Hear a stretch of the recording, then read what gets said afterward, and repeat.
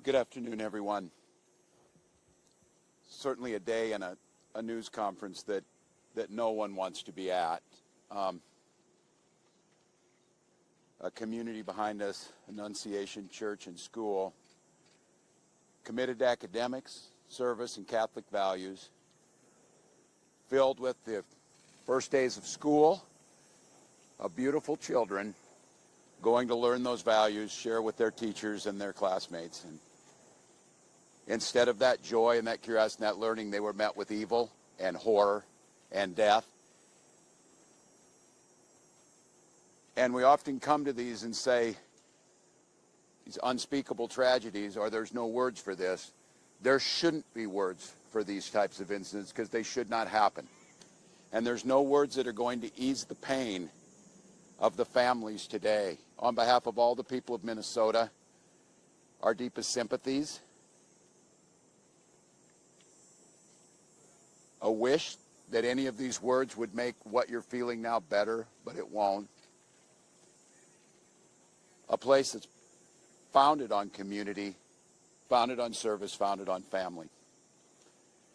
I'd like to give special thank you to the mayor and the team in Minneapolis, the Minneapolis Police Department, Hennepin County Sheriff's Office, Minnesota State Patrol, the BCA, so many agencies, our federal partners in the FBI, the first responders, and the heroic work that's happening now as we speak at multiple medical locations, including Hennepin County Medical Center, where most of our children were transported to receive the life-saving care. The thoughts and prayers and the hopes and the support that we need to give them in this moment, too, is critical. Speaking with all the people here and grateful to our federal partners, Senator Klobuchar speaking early this morning and receiving a call from President Trump, who was with his leadership team of the Attorney General and the Vice President, expressing their deep condolences amongst the horror that happened and an offer to provide the support to the folks here in Minnesota of what's needed. So there's a lot of cameras here, and unfortunately we have been through these types of things. They will be gone at some point. All of you have to do your jobs. But what happened here today will not be gone. Minnesotans will not step away. We'll stand with this community. We'll redouble ourselves to do the best we can to understand what we can do to prevent any parent from having to receive the calls they received today, from any school dedicated to children having to respond to a situation that, as we said, is unthinkable, but that's all too common, not just in Minnesota, but across this country. It's Minnesota's day today, and it's my strongest desire that no state, no community, no school ever experiences a day like this. So I ask the rest of the folks around the country who are watching, keep us in your thoughts and prayers, but also keep us in the thoughts for action. Keep us in the ideas that we can work together. And it's on these days like this, I think, and I hope we can hold on to it, we are unified as a community. Everybody across the country today is part of the Annunciation Parish, and they're with those families. With that, Minneapolis Mayor Jacob Frey.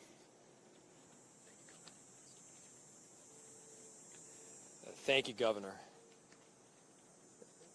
Throughout the morning, we have seen this extraordinary Minneapolis family step up in thousands of different ways. People with strength, resilience, compassion, and love for the families that have been forever impacted by this heinous act.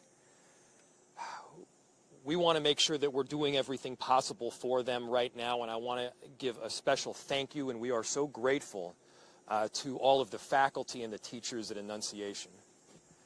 The way that they acted during severe threat and danger was nothing short of heroic. This is a tragic and horrible event that should never occur, and it would have been all the more tragic and horrible had they not stepped in, at times perhaps put themselves in danger to protect others. As horrible as this has been, it could have been far worse. I'm grateful for our law enforcement partners, our police officers in the Minneapolis Police Department and other law enforcement agencies well beyond that step up, that answered the call to make sure that they were running towards danger when so many of the rest of us would have run in the other direction. Thank you. We are so appreciative of your service. To Principal DeBoer and your whole team, the ethic that you have showed, the love that you've shown, it's flat out incredible. And at the same time, look, we need to be doing more than talking. It can't just be words. There needs to be action. And when we have seen school shooting after school shooting, when we have seen churches get shot up by horrible actors, I think the impetus has to be on all of us as leaders to do a whole lot more, to recognize that we've got more guns in this country than we have people. And it's on all of us to recognize the truth and the reality that we can't just say that this shouldn't happen again and then allow it to happen again and again beyond that. It's on all of us. And I have heard about a whole lot of hate that's being directed at our trans community. Anybody who is using this as an opportunity to villainize our trans community or any other community out there has lost their sense of common humanity. We should not be operating out of a place of hate for anyone. We should be operating from a place of love for our kids. Kids died today. This needs to be about them. This needs to be wrapping our arms around these families with every bit of love that we can possibly show. And I know that our Minneapolis family and well beyond is prepared to do exactly that. And so my message to everyone out there is, again, these families are experiencing some acute pain right now. But don't just think of these as somebody else's kids. Think of your own. Let's make sure that we're acting now to not just say it's never happening again, but ensure it doesn't. Our chief of police has been working tirelessly throughout the day, along with, again, a number of different law enforcement agencies, investigators, federal partners, state partners. Thank you, Senator Klobuchar, for being here. Been working tirelessly, and I'd like to invite him up to give some more of the details that have come up. Chief. My name is Brian O'Hara, B-R-I-A-N, O''H-A-R-A. I am the Minneapolis Police Chief. Good afternoon, and thank you all for your patience as we continue to gather the facts in this investigation into this truly unthinkable tragedy that happened here earlier today.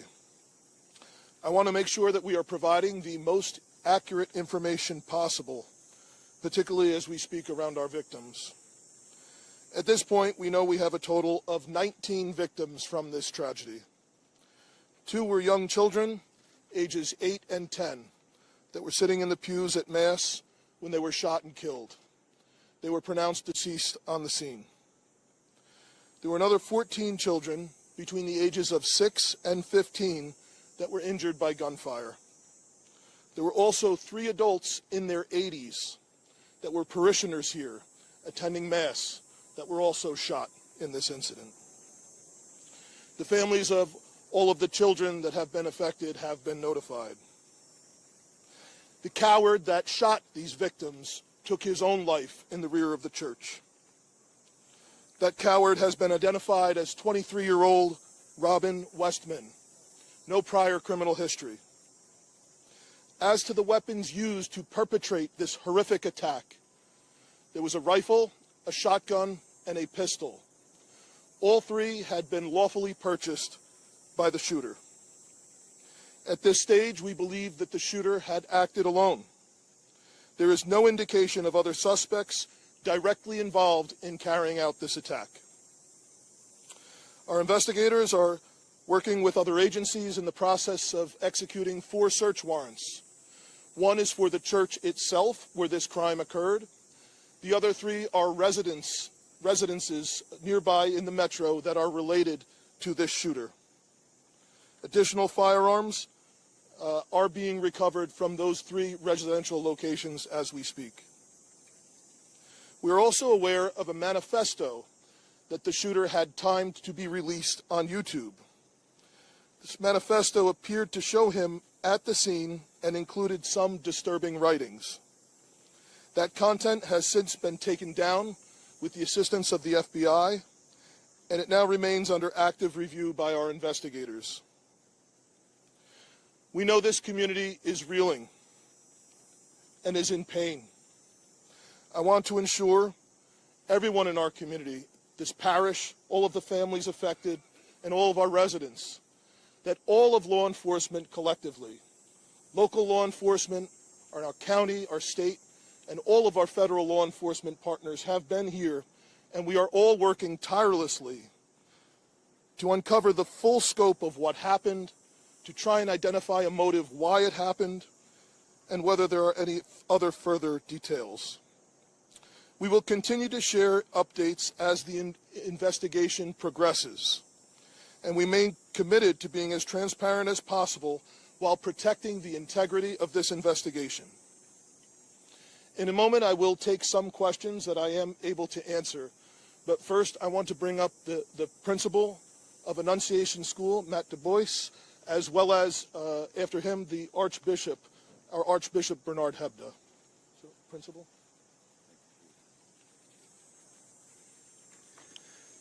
Good afternoon, everyone. To any of our students and families and staff watching right now, I love you. You're so brave, and I'm so sorry this happened to us today.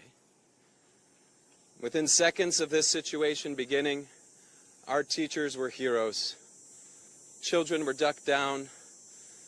Adults were protecting children. Older children were protecting younger children. And as we heard earlier, it could have been significantly worse without their heroic action. This is a nightmare, but we call our staff the dream team. And we will recover from this. We will rebuild from this. When we planned for this school year, we intentionally chose a theme from the prophet Jeremiah chapter 29, a future filled with hope. There's nothing about today that can fill us with hope. We, as a community, have a responsibility to make sure that no child, no parent, no teacher ever has to experience what we've experienced today, ever again. I need everybody to commit those words to your speech patterns, never again.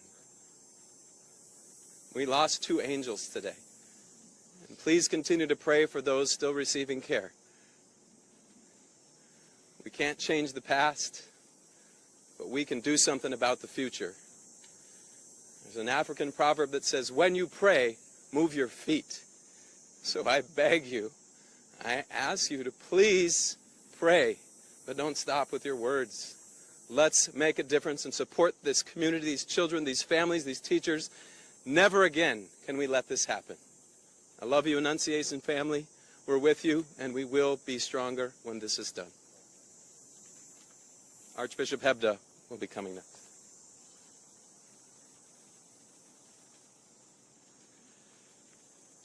Thank you, Principal DeBoer. I'm so grateful that Mayor Fry and the Chief both mentioned how valiant you and your staff were. I'm so grateful to the pastor here at Annunciation, Father Dennis Zarin, for the deacon, Deacon Kevin Keneally, also were heroic in this time. But how sad it is, for sure, not only for the families who are directly involved, but indeed for families everywhere who feel the threat that comes from an event, a tragedy like today's. I would never want to correct a principal, but Principal DeBoer said it wasn't so clear where would be the source of hope. And brothers and sisters, we have to be men and women of hope.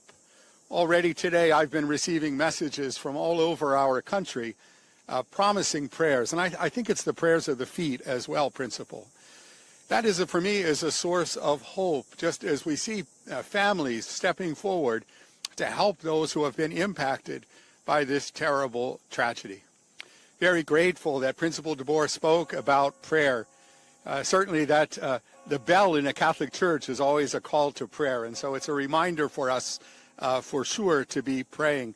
And we have to recognize that it's through prayer and through that prayer of the feet, through that action, that we can indeed make a difference. That has to be the source of our hope. I was particularly pleased today to receive a message from Pope Leo. If you'd bear with me, I'd like to share that with you. It comes directly from Cardinal Pietro Parolin, who's the Secretary of State, and it reads like this. His Holiness Pope Leo XIV was profoundly saddened to learn of the loss of life and injuries following the shooting that took place at Annunciation Church in Minneapolis. And he sends his heartfelt condolences and the assurance of spiritual closeness to all those affected by this terrible tragedy, especially the families now grieving the loss of a child, while commending the souls of the deceased children to the love of Almighty God.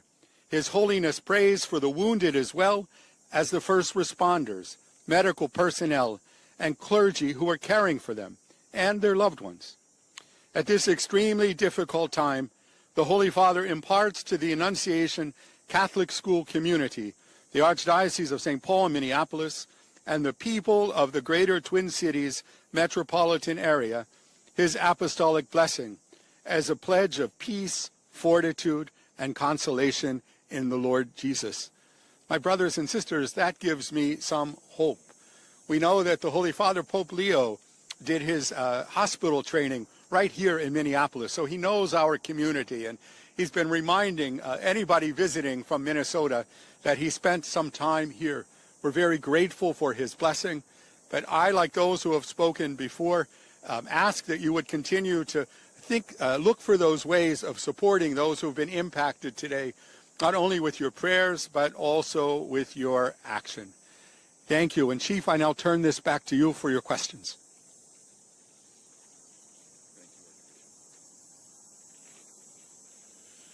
Thank you, Archbishop.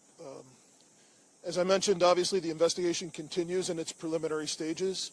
I will take some questions now, and additionally, we will let you know when we can provide some updated information. How are the injured students doing? What are their conditions at this point? The question from Matt was, how are the injured students doing? I believe all of them have their parents with them now, and they are all expected to survive. All of the remaining victims are expected to survive. There is a range of injuries, however. Chief, you said the weapons were acquired legally. Do we know when and where they were acquired? I can tell you they were purchased recently. Tell us anything more about a possible motive here? We've also heard reports that the suspected shooter's mother was employed here at some point. Can you confirm that as well?